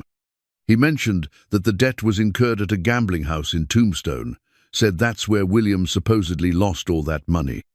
"And?" "William never traveled to Tombstone," Clara said with growing confidence. "He never traveled anywhere, Sam. In all our years together, the farthest he went from Dead Horse Gulch was to Silver Creek for supplies, and that was only when absolutely necessary. He hated being away from home." Sam felt excitement building in his chest. "You're certain about this?" "Absolutely certain. William was a homebody through and through. He used to joke that he had everything he needed right here, his work, his home, me. The idea of him traveling to Tombstone to gamble is ridiculous." "That's it," Sam said, standing abruptly. "That's the proof we need." "How is that proof?" Clara asked, confused by his sudden energy. "Because if William never went to Tombstone, then he couldn't have incurred gambling debts there," Sam explained. And if Jacob's documents claim the debts were incurred in Tombstone, then the documents are lies. But how do we prove William never went to Tombstone? Sam's smile was fierce with determination. The same way we prove everything else with witnesses, records, documentation. People remember William, Clara. They remember his routines, his habits, his presence in town. We're going to find everyone who knew him well enough to testify that he never took the kind of trip Jacob's story requires. Clara felt hope stirring in her chest for the first time since Jacob had appeared with his devastating documents. Do you really think we can do this? I know we can, Sam said with conviction, but Clara, we need to be prepared for the possibility that this fight might get ugly. Jacob has a lot to lose if we expose him as a fraud. He might not go quietly. What do you mean? Sam sat back down, taking her hands in his. I mean, he might try to discredit us, to make the community turn against us. He might spread rumors, question our motives, suggest that we're the ones lying. Clara felt her newfound hope falter. The town already has its doubts about us, about our relationship. If Jacob starts spreading stories, then we rely on the people who know us, Sam said firmly. Martha believes in you. Mrs. Richardson, the Thorntons, the Garretts, they've all seen your character, your integrity. They know who you are, Clara. But do they know who you are? Clara asked, voicing the fear that had been growing in her mind. Jacob keeps suggesting that you're hiding something, that your past contains secrets that would change how people see you. Sam was quiet for a long moment, and Clara felt her stomach tighten with dread. Was there truth to Jacob's insinuations? Had she been naive to trust so completely in a man whose history was largely unknown to her? My past isn't secret, Sam said finally. It's just not particularly interesting. I've moved from job to job, place to place, always looking for something I couldn't name until I found it here with you. But Jacob said. Jacob says a lot of things, Sam interrupted, most of them designed to make you doubt yourself and the choices you've made. Clara, I need you to decide whether you trust me or whether you trust him. Because we can't fight this battle if you're not certain whose side you're on. The directness of his challenge cut through Clara's swirling doubts. She looked at this man who had offered her everything, his love, his future, his willingness to sacrifice his most precious possession for her welfare and felt ashamed of her wavering faith. I trust you, she said, and meant it completely. I'm sorry I let Jacob plant doubts in my mind. I know who you are, Sam Becker. You're the man who saw worth in me when I couldn't see it in myself. Sam's expression softened with relief and love. And you're the woman who made me want to stop running and start building. Together, Clara, we can face anything. The sound of horses outside interrupted their moment. Through the window, they could see the first light of dawn painting the sky, and with it came the beginning of what might be their last day before Jacob's deadline forced a decision. Are you ready for this? Sam asked, standing and offering her his hand. Clara looked around her modest kitchen, at the life she had built in this place, at the future that hung in the balance. Then she looked at Sam steady, determined, willing to fight for what they had found together, and felt her own resolve crystallize. Yes, she said, taking his hand and rising to face whatever the day would bring. Let's go prove that love and truth are stronger than money and lies. Outside, their half-built house caught the morning light, its frame reaching toward the sky like a promise waiting to be fulfilled. Whether that promise would be kept in Dead Horse Gulch or somewhere else entirely remained to be seen, but Clara no longer doubted that it would be kept. Some things, she had learned, were worth fighting for, and some battles were won not by the strongest or the richest, but by those who refused to surrender what mattered most. The pocket watch ticked steadily in Sam's vest, measuring moments that would determine their future, each second bringing them closer to a confrontation that would test everything they believed about justice, love, and the power of two people who had found in each other something worth defending against any threat. The petition lay spread across Judge Hamilton's desk, like a map of community conscience, its pages covered with signatures that represented more than names. They represented courage, solidarity, and the collective voice of people who had decided to stand for what was right. Clara stared at the document in amazement, hardly able to believe that so many of her neighbors had chosen to support her when it would have been easier to remain silent. 43 signatures, Judge Hamilton announced, his weathered face impassive as he reviewed the document, including statements from individuals who swear to William Horton's character and habits during his lifetime. The town hall had been transformed into a makeshift courtroom for the hearing, its wooden benches filled with townspeople who had come to witness what many were calling the most significant legal proceeding in Dead Horse Gulch's history. Clara sat in the front row beside Sam, acutely aware of the eyes upon her, some sympathetic, others curious, a few openly hostile. Jacob occupied a seat across the aisle with his hired lawyer, a sharp-featured man from Denver whose expensive clothes and confident manner were clearly intended to intimidate. Jacob himself appeared relaxed, almost amused by the proceedings, as if he were watching a play whose ending he had already determined. "Your Honor," Jacob's lawyer began, rising with theatrical precision, "while we appreciate the community's desire to support Mrs. Horton, character references cannot override legal documentation. My client has presented clear evidence of legitimate debt, properly transferred through recognized legal channels." Judge Hamilton nodded slowly. "Mr. Morrison, you have the floor to present your case." Morrison moved to a table covered with papers, his movements calculated to project authority and competence. "The facts are simple, Your Honor. William Horton incurred substantial gambling debts at the Tombstone Gaming House between 1852 and 1854. These debts, totaling $8,000 plus accumulated interest, were documented in promissory notes bearing Mr. Horton's signature. He held up several documents, their official seals and elaborate script clearly visible to the assembled crowd. When Mr. Horton died in 1859, these debts became liens against his property. The creditors, showing remarkable patience and consideration for the widow's circumstances, allowed Mrs. Horton to remain in residence for over 2 decades. "That's very generous of them," Judge Hamilton observed dryly.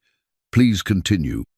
However, the debt has continued to accumulate interest, reaching its current total of $12,000. My client, Mr. Whitmore, has purchased these debts from the original creditors and now holds legal title to the property in question. Morrison gestured toward Jacob with evident satisfaction. "Mr. Whitmore has graciously offered to forgive this debt entirely if Mrs. Horton agrees to marry him, demonstrating his generous nature and genuine affection for the lady in question." A murmur ran through the assembled crowd, and Clara felt heat rise in her cheeks. The way Morrison presented Jacob's proposal made it sound like an act of charity rather than the manipulation she knew it to be. "Mrs. Horton," Judge Hamilton said, turning his attention to Clara, "do you have representation?" Sam stood, his compact frame radiating quiet confidence despite the intimidating circumstances. "Your Honor, I am Samuel Becker, acting on Mrs. Horton's behalf. While I am not a trained lawyer, I have investigated these claims thoroughly and believe I can demonstrate their fraudulent nature." Jacob's lawyer laughed dismissively. "Your Honor, surely you cannot allow an unqualified amateur to present a legal defense against properly documented claims." "In territorial courts, Mr. Morrison, any citizen may speak on behalf of another if both parties consent," Judge Hamilton replied coolly. "Mr. Becker, you may proceed, though I warn you that this court requires evidence, not speculation." Sam moved to face the judge, and Clara felt pride swell in her chest at his calm demeanor. "Your Honor, the defense rests on 3 fundamental points that expose these documents as elaborate forgeries." He turned to address the room as well as the judge, his voice carrying clearly to every corner of the hall. "First, the documents claim that William Horton incurred these gambling debts in Tombstone between 1852 and 1854. However, multiple witnesses will testify that William Horton never traveled beyond Silver Creek during his entire adult life. Martha Henley stood up in the audience. Your Honor, I knew William Horton for 30 years. He never left Dead Horse Gulch, except for supply runs to Silver Creek, and then only when absolutely necessary. The man was practically afraid of his own shadow when it came to travel. That's hearsay, Morrison objected. It's testimony from a long-time resident about well-known community facts, Judge Hamilton corrected. Continue, Mrs. Henley. William used to joke that everything he needed was right here in town. He built that house for Clara and never wanted to leave it. The idea of him traveling to Tombstone to gamble is ridiculous. Wouldn't bet more than $1 on anything, even when he was certain to win. Several other townspeople nodded in agreement, and Clara saw doubt beginning to creep into some faces that had previously seemed certain of Jacob's claims. Sam waited for Martha to sit before continuing. Second, Your Honor, these documents contain factual errors that prove their fraudulent nature. The Tombstone gaming house, allegedly where these debts were incurred, did not exist until 1,856, 2 years after the supposed gambling took place. Morrison's confident expression flickered for the first time. That's impossible. We have documentation. Documentation that can be verified through territorial records, Sam interrupted. The Tombstone Gaming House was established by Marcus Bellwether in late 1856. Prior to that date, organized gambling in Tombstone was conducted primarily in saloons that kept no formal records of the type presented here. Judge Hamilton leaned forward with interest. How did you come by this information, Mr. Becker? Telegraph correspondence with the Territorial Clerk's office in Tucson, Your Honor. I can provide copies of those communications. Sam produced several telegraph forms from his pocket, handing them to the judge. As Hamilton examined them, Clara watched Jacob's face carefully and was gratified to see genuine concern replacing his earlier smugness. Furthermore, Sam continued, examination of the paper and ink used in these documents reveals inconsistencies with materials available in the 1850s. The paper shows manufacturing marks consistent with mills that began operation only within the last 5 years. Objection, Morrison said, though his voice lacked its earlier authority. Mr. Becker is not qualified to make such technical assessments. Your Honor, came a voice from the back of the room. I am. All heads turned as an elderly man with ink-stained fingers made his way forward. Clara recognized him as Mr. Fieldstone, the printer who had operated Dead Horse Gulch's newspaper for nearly 40 years. Your Honor, Fieldstone said, I've been working with paper and ink longer than most folks have been alive. I've examined these documents at Mr. Becker's request, and I can state with certainty that they were created recently, using materials and techniques not available 20 years ago. Morrison was now visibly agitated. Your Honor, this is highly irregular. These witnesses have not been properly sworn. Mr. Morrison, Judge Hamilton interrupted. In territorial courts, community members may provide testimony relevant to matters within their expertise. Mr. Fieldstone, please elaborate on your findings. Fieldstone approached the evidence table with the careful gait of a man accustomed to handling delicate materials. The ink used in these signatures shows chemical properties consistent with modern manufacturing. The paper bears watermarks from the Colorado Territory Paper Mill, which began operations in 1878. Most tellingly, the handwriting analysis reveals that all signatures were created by the same hand, using techniques designed to mimic different writing styles. The murmur that ran through the crowd was louder now, and Clara could see the shift in public opinion. Faces that had been skeptical were now openly angry, and several people were looking at Jacob with expressions of disgust. That's preposterous, Jacob exploded, standing abruptly. Are you suggesting that I— Mr. Whitmore, Judge Hamilton said sharply, you will remain seated and silent unless called upon to speak. Sam stepped forward again, his voice carrying new authority as he sensed the momentum shifting. Your Honor, the third and most damning evidence comes from Mr. Whitmore himself. Yesterday, in the presence of witnesses, he stated that these debts were incurred at the Tombstone Gaming House. Today, we have established that this establishment did not exist during the time period in question. Judge Hamilton fixed Jacob with a stern stare. "Mr. Whitmore, would you care to explain this discrepancy?"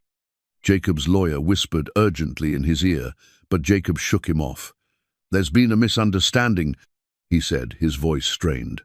"I may have misspoken about the specific establishment." "You may have committed fraud," Judge Hamilton interrupted, his tone growing cold. "Mr. Morrison, does your client wish to withdraw these claims?" Morrison huddled with Jacob for several minutes of heated, whispered conversation. Clara watched Jacob's face cycle through emotions: anger, fear, calculation, and finally, a kind of bitter resignation. "Your Honor," Morrison said finally, "my client wishes to reconsider his position regarding these debts." "I thought he might," Judge Hamilton replied. "Mr. Becker, do you have anything further to add?" Sam glanced back at Clara, and she saw triumph beginning to bloom in his grey eyes. "Only this, Your Honor. The people of Dead Horse Gulch have shown today that truth matters more than money, that community matters more than individual gain. Mrs.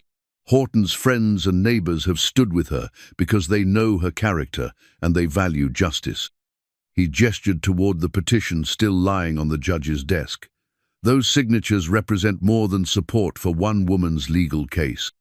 They represent the soul of a community that refuses to let good people be victimized by lies and greed." The applause that erupted was spontaneous and thunderous, filling the hall with the sound of vindication and relief. Clara felt tears streaming down her face as she realized that the nightmare was ending, that the home and future she had feared losing were still hers to claim. The gavel's sharp crack echoed through the town hall like a thunderclap, its decisive sound marking the end of Jacob's fraudulent scheme and the beginning of Clara's vindication. Judge Hamilton held the wooden tool aloft for a moment, allowing its symbolism to register with everyone present before setting it carefully on his desk. In the matter of debt, claims against the Horton property, Judge Hamilton announced, his voice carrying the weight of final authority. "This court finds the presented documentation to be fraudulent and without legal merit. The claims are hereby dismissed in their entirety." The eruption of cheers and applause that followed was unlike anything Clara had ever experienced. She felt Sam's strong hand squeeze hers as the community that had rallied to support her burst into celebration. People she had known for decades were standing, clapping, calling out words of congratulation and relief. Furthermore, Judge Hamilton continued, raising his hand for silence. "The evidence of deliberate document forgery and attempted fraud will be forwarded to territorial authorities for criminal prosecution. Whitmore, you are advised that these charges carry significant penalties, including potential imprisonment." Jacob's face had gone ashen, his earlier arrogance replaced by the stark realization that his scheme had not only failed, but would likely result in serious legal consequences. His expensive lawyer was already gathering papers, with the haste of a man eager to distance himself from a losing cause. "Your Honor," Morrison said quickly, "my client was clearly misled by unscrupulous individuals who sold him these documents. He had no knowledge of their fraudulent nature." "Mr. Morrison," Judge Hamilton interrupted coldly, "your client's testimony and statements suggest otherwise. The specific details he provided about circumstances that could not have occurred indicate personal involvement in the creation of these forgeries." Clara watched Jacob's composure finally crack completely. The man who had arrived in Dead Horse Gulch with such confidence and swagger now looked like what he truly was, a desperate schemer whose plans had crumbled under the weight of truth and community solidarity. "This isn't over," Jacob snarled, his mask of civility dropping away entirely. "You people have no idea who you're dealing with. I have connections, influence." "What you have, Mr. Whitmore," Judge Hamilton said with Arctic precision, "is approximately 10 minutes to collect your belongings and leave this town before I have you arrested for contempt of court. I suggest you use that time wisely." The finality in the judge's tone penetrated even Jacob's rage. He stood abruptly, knocking over his chair, and fixed Clara with a look of pure hatred. "You think you've won something?" he spat. You think this changes what you are? You're still nothing, Clara, the fat woman nobody wanted until a desperate little man decided you were better than being alone. The cruelty of his words was designed to wound, to leave scars that would last long after his departure. But as Clara looked around the room at the faces of her neighbors and friends, at the evidence of their support and belief in her worth, she felt not pain but pity for the man who thought such words held power. "No, Jacob," she said, her voice steady and clear. "What I am is free, free from your lies, free from your manipulation, and free from the fear that made me think I deserved less than real love." She stood, feeling Sam rise beside her, and faced Jacob with a dignity he could never understand or possess. "You're right, that I'm not the woman you wanted me to be. I'm much better than that." Jacob's mouth worked soundlessly for a moment, his face flushing with impotent rage. "You'll regret this," he managed finally. "When reality sets in, when the novelty wears off and you're left with nothing but each other's limitations, you'll remember that I offered you something real." "You offered me a cage," Clara replied. "Sam offered me wings." The simple truth of her words seemed to deflate Jacob's remaining fight. He looked around the room one last time, seeing only faces filled with contempt and disgust for his actions, then turned and stalked toward the door. "Mr. Whitmore," Judge Hamilton called after him, "the territorial marshal will be expecting you in Silver Creek within the week. I strongly advise you not to disappoint him." Jacob paused at the threshold but didn't turn back. "This town deserves what it gets," he said bitterly, then disappeared into the afternoon sunlight. The silence that followed his departure lasted only moments before the room erupted in celebration again. Martha Henley was the first to reach Clara, enveloping her in a fierce embrace that spoke of years of friendship and concern. "Oh, my dear girl," Martha said, tears streaming down her weathered cheeks. "I was so afraid we might lose you to that snake's poison." "Never," Clara said firmly. "Not when I have friends like you to remind me who I really am." Others crowded forward, Mrs. Richardson with her warm congratulations, Mr. Thornton with relief evident in his banker's careful features, the Garretts with their quiet but genuine smiles. Even people Clara barely knew stopped to offer words of support and admiration for the courage she had shown. Judge Hamilton approached through the crowd, his stern demeanor softening into something approaching warmth. "Mrs. Horton, you've been fortunate to have such dedicated advocates. Mr. Becker's investigation was thorough, and Mr. Fieldstone's expertise was invaluable." "I've been fortunate in many ways," Clara replied, looking at Sam with profound gratitude. "Most of all in finding people who believe in truth and justice. Justice is only as strong as the community that supports it," the judge observed.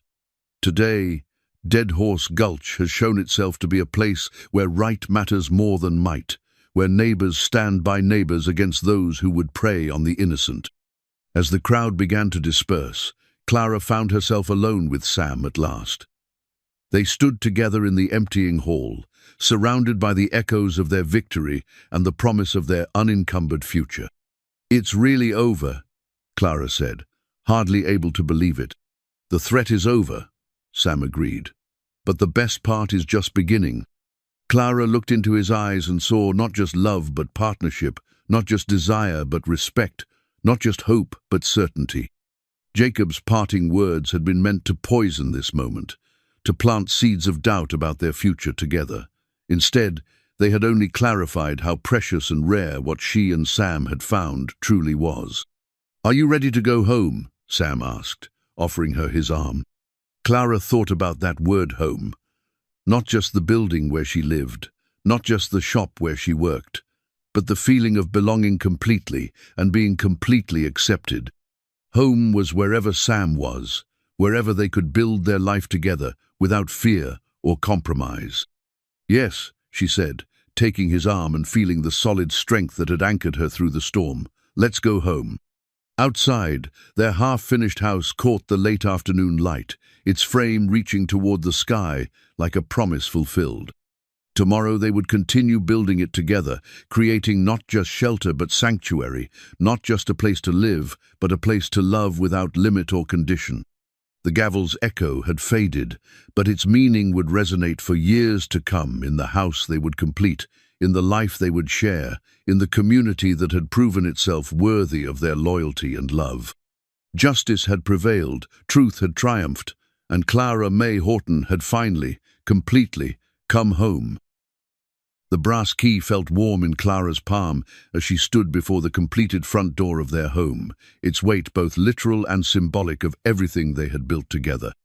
6 months had passed since the courthouse victory that had secured their future, and the house that had begun as Sam's vision had become their shared reality, a testament to love, perseverance, and the power of two people who refused to accept limitations others tried to impose. "Ready?" Sam asked, his grey eyes twinkling with the anticipation of a man about to share his greatest accomplishment. Clara nodded, though her throat was tight with emotion. This moment had been years in the making, decades if she counted all the dreams deferred and hopes abandoned that had led her to this threshold. She turned the key, heard the satisfying click of the mechanism, and pushed open the door to step into their future. The interior took her breath away. Sam had finished the work with the same meticulous care he brought to everything that mattered, but more than that, he had created spaces that felt like they had been designed specifically for her comfort and joy. The rooms were spacious without being grand, practical without sacrificing beauty, and everywhere she looked, Clara saw evidence of Sam's thoughtful attention to her needs. The kitchen was a masterpiece of efficient design, with counter heights perfect for her stature, storage that kept everything within easy reach, and windows positioned to catch both morning and afternoon light. The sitting room featured furniture Sam had built himself, chairs and a sofa, constructed to accommodate her comfortably, tables positioned for convenience, and most precious of all, a reading nook by the south-facing window where she could work on her sewing while enjoying the view of the prairie. "Sam," she whispered, turning in a slow circle to take in every carefully planned detail. "It's perfect." "It's ours," he replied, wrapping his arms around her from behind. Every board, every nail, every measurement, all of it chosen with love. Clara leaned back against his solid chest, feeling the absolute rightness of belonging somewhere completely. Through the largest window, she could see the town of Dead Horse Gulch going about its afternoon business. But the view looked different now, not like a place where she was tolerated despite her differences, but like a community that had proven itself worthy of her loyalty by standing with her when it mattered most. The transformation in how the townspeople treated her had been remarkable and heartwarming. Where once she had endured polite tolerance, she now enjoyed genuine respect and affection. Mrs. Patterson brought her apple pies without being asked. The Thorntons invited her and Sam to dinner regularly. Even the children, who had once stared at her size with curious eyes, now greeted her warmly on the street and asked when she might have new fabric scraps for their dolls' clothes. "The wedding quilt looks beautiful there," Sam observed, nodding toward the bedroom where Clara's masterpiece was displayed on their marriage bed. She had finished it just days before their wedding ceremonious celebration that had drawn nearly the entire town and featured Martha Henley as matron of honor and Judge Hamilton himself performing the service. The quilt had become more than just a bed cover. It was a map of their journey together, each square telling part of their story. The blue fabric from her engagement dress occupied the center, surrounded by pieces that represented every significant moment of their courtship and early marriage. Sam's work shirts, her mother's apron, even a scrap from the dress she had worn to the courthouse, hearing all woven together into a pattern that would warm them through whatever winters came. "I still can't believe how many people came to the wedding," Clara said, remembering the joy and celebration that had filled the church to overflowing. "I never imagined—" "I did," Sam interrupted gently. "I knew that once people saw who you really were, once they understood the kind of woman I was lucky enough to love, they'd want to celebrate with us." Clara turned in his arms to face him, studying the weathered features that had become more dear to her than her own reflection. Do you ever regret it? Choosing me, I mean. Choosing this life over the wandering you were used to? Sam's smile was tender and certain. Clara May Becker, I have never regretted a single moment since the day I walked into your shop. If anything, I regret all the years I spent searching for something I didn't know I was looking for. The sound of her married name still sent a thrill through Clara's heart. Mrs. Samuel Becker, a title that spoke not just of legal arrangement, but of partnership, belonging, and love, freely chosen and gladly given. I do have one confession, Sam said, his expression growing mock, serious. When I first proposed building you a house, I may have had ulterior motives. Oh, Clara asked, playing along with his theatrics. And what ulterior motives were those? I wanted an excuse to stay in Dead Horse Gulch long enough to convince you to marry me, Sam admitted with a grin. The house was just my way of proving I was serious about building a life here. And here I thought you were just being philanthropic, Clara teased. Building homes for spinster seamstresses out of the goodness of your heart. Oh, I was definitely thinking about my heart, Sam replied, pulling her closer. Specifically, how it felt like it might burst every time you smiled at me. Their kiss was interrupted by a knock at the front door, a sound that still felt new and wonderful in their completed home. Sam went to answer it, returning moments later with Martha Henley, whose arms were full of what appeared to be every flower in her considerable garden. These are for your new home, Martha announced, though her gruff manner couldn't hide her obvious delight. Can't have a proper house blessing without proper flowers. Martha, they're beautiful, Clara said, accepting the fragrant bouquet. You didn't need to. Of course I did, Martha interrupted. A woman doesn't get to see her dearest friend find perfect happiness every day. This calls for celebration. As Clara arranged the flowers in the vases Sam had crafted specifically for such occasions, Martha explored the house with the thorough attention of someone who had been invested in its creation from the beginning. Sam Becker, Martha declared finally, you have outdone yourself. This house is a poem written in wood and stone, and every verse speaks of love. That was the intention. Sam replied, his arm finding its way around Clara's waist. A house should reflect the people who live in it, should shelter not just their bodies, but their dreams. Martha's sharp eyes softened with emotion. William would be so happy to see you settled like this, Clara May. He always worried about what would become of you after he was gone. This, she gestured around the beautiful rooms. This would put his mind at ease. Clara felt tears threatened at the mention of her first husband. William's love had been precious and formative, teaching her that she was worthy of devotion and care. But Sam's love was different, not better or worse. Simply different, offering her partnership and equality in ways that reflected who she had become, rather than who she had been. I think William would like Sam, Clara said softly. They're both builders, both men who create things meant to last. Speaking of lasting, Martha said with renewed energy, I have news from town. That snake Jacob Whitmore has been sentenced to 2 years in territorial prison for fraud and forgery. Justice has been served properly. Clara felt a brief shadow cross her contentment at the mention of Jacob's name, but it passed quickly. His fate was his own making, and she refused to let thoughts of him darken this perfect day. I'm glad it's over, she said simply. All of it, the threats, the fear, the uncertainty. Now we can focus on building our future without looking over our shoulders. As the afternoon wore on and Martha finally took her leave, Clara and Sam found themselves alone in their completed home for the first time. They moved through the rooms together, Sam pointing out small touches. Clara hadn't yet noticed the special hook he had installed for her favorite shawl, the shelf built to display her mother's china, the window seat where she could watch the sunrise while drinking her morning coffee. You thought of everything, Clara marveled, running her hands along the smooth surfaces that spoke of countless hours of careful work. I thought of you, Sam corrected. Every decision, every measurement, every detail, all of it, was about creating a space where you could be completely comfortable, completely yourself.